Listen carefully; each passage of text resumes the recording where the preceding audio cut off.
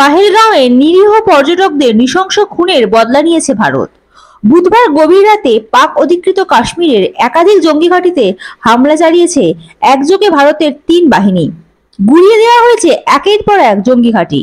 তারপরেও ধমকানি চমকানি থামছে না পাকিস্তানের এই আচরণের বিরুদ্ধে এবার মুখ খুললেন বিজেপি নেতা দিলীপ ঘোষ। তিনি বলেন, পাকিস্তান তার জন্ম থেকেই হিংসার রাজনীতি করে আসছে, আতঙ্কবাদ তাদের রাজনীতি। দেখুন, পাকিস্তান যখন থেকে জন্ম হয়েছে তখন থেকে হিংসা তাদের রাজনীতি, উগ্রপন্থী আতঙ্কবাদ তাদের রাজনীতি, আর ভারতের পিছনে লেগে থাকাটা তাদের রাজনীতি। ওখানে চিরদিন ওই বর্ডারে আমাদের যারা নাগরিক আছেন তাদের বাড়িতে সেলিং করা, তাদেরকে মারা, জমি ফসল নষ্ট করে দেওয়া, এখন আসতে পারে না ওখানে রেলিং দিয়ে দেওয়ার জন্য। এটাই হয়েছে। সেনার সঙ্গে লড়ার দম নাই, যতবার লড়েছে মার খেয়েছে। আর ভারত কোনোদিন উগ্রপন্থাকে, কোনোদিন টেরোরিজমকে মদত দেয়নি। ভারত যে ঠিক ছিল এখন ঠেকে সারা দুনিয়া শিখেছে। তাই ভারত তথা নরেন্দ্র মোদীর পেছনে সবাই দাঁড়িয়েছে। এই যারা এইরকম রাষ্ট্র যাদের দম নেই, যাদের সেনারা চাকরি ছেড়ে দিচ্ছে, যাদের সেনাপ্রধান নিজের পরিবারকে দেশের বাইরে পাঠিয়ে দিচ্ছে, যারা সাধারণ মানুষের সঙ্গে নেই, তারা ভারতের সঙ্গে কি লড়বে? আজকে নিজের দেশের মধ্যে যে বৈরী গ্রুপ আছে, সে বালুচিস্তানের হোক বা তালিবান হোক, তাদেরকেই সামলাতে পারছে না। তো সেজন্য এই করে একটু ভয় দেখাবার চেষ্টা করছে, কিন্তু এটা তাদের হিতে বিপরীত। একই সঙ্গে ভারতের অপারেশন সিন্দুর অভিযানে বাংলাদেশের ভূমিকা নিয়েও সরব হয়েছেন প্রাক্তন সাংসদ দিলীপ ঘোষ। তিনি বলেন, ওরা ভুলে গেছে আমাদের কয়েক হাজার সেনার প্রাণের বিনিময়ে আমরা ওদের স্বাধীন করেছিলাম, তাদের মা বোনেদের সম্মান বাঁচিয়েছিলাম, না হলে আজ ওদের শেষ করে দিত, ওরা পাকিস্তানের বুটের নিচে থাকতো। দেখুন, তারা ভুলে গেছে কয়েক হাজার সৈন্যের প্রাণের বিনিময়ে এই বাংলাদেশকে আমরা স্বাধীন করেছিলাম, তাদের মা বোনেদের ইজ্জত বাঁচিয়েছিলাম। নাহলে বাংলাদেশের অর্ধেক মানুষকে শেষ করে দিত, আজকেও পাকিস্তানের বুটের নিচে থাকতো।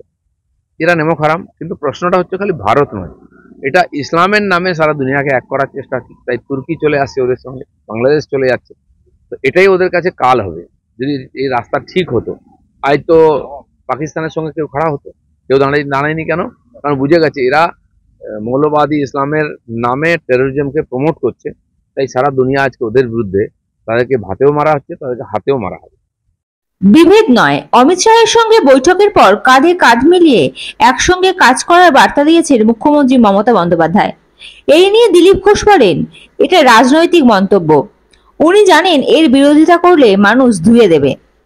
একই সঙ্গে কমিউনিস্ট পার্টি এবং কংগ্রেসকেও কটাক্ষ করেন তিনি। সেটা তো রাজনৈতিক স্টেটমেন্ট। উনি জানেন এর বিরোধিতা করলে মানুষ তাদেরকে ধুয়ে দেবে। আজ কমিউনিস্ট পার্টি কোনোদিন পাকিস্তানের বিরুদ্ধে বলে না। আমরা দেখে আসছি 75 বছর ধরে পাকিস্তানের অত্যাচার, টেরোরিজম বলেনি। কংগ্রেসও বলবে না। কংগ্রেসের নেতারা পাকিস্তানের পক্ষে বলবে। পাকিস্তানের সুর আর কংগ্রেসীদের সুর এক হয়ে যাবে। তারই বাই প্রোডাক্ট টিএমসিরও সুর সেরকমই। আজকে জনগণের যে সেন্টিমেন্ট, জনগণের চাপে তাদেরকে মেয়ে বলতে হচ্ছে। যদি হিম্মত হয় বলুন টেরোরিজমের বিরুদ্ধে, কারণ আপনি টেরোরিজমকে প্রমোট করছেন। বলুন বাংলার মানুষকে যে সবাই আমরা এক হয়ে 10 কোটি মানুষ আর কেন্দ্র সরকারের সঙ্গে থাকবো, সেনার সঙ্গে থাকবো, যা ডিসিশন নেবে মোদী গভর্নমেন্ট তার সঙ্গে থাকবো। খোলাখুলি বলা উচিত, নাহলে আমরা সন্দেহ করবো যে ডাল মে কুছ কালা হয়। Bureau report, ND Bangla news. সবার আগে সব খবর, সঠিক খবর পেতে ফেসবুক পেজটি ফলো করে এবং ইউটিউব চ্যানেলটি সাবস্ক্রাইব করে রাখুন আর শেয়ার করতে ভুলবেন না।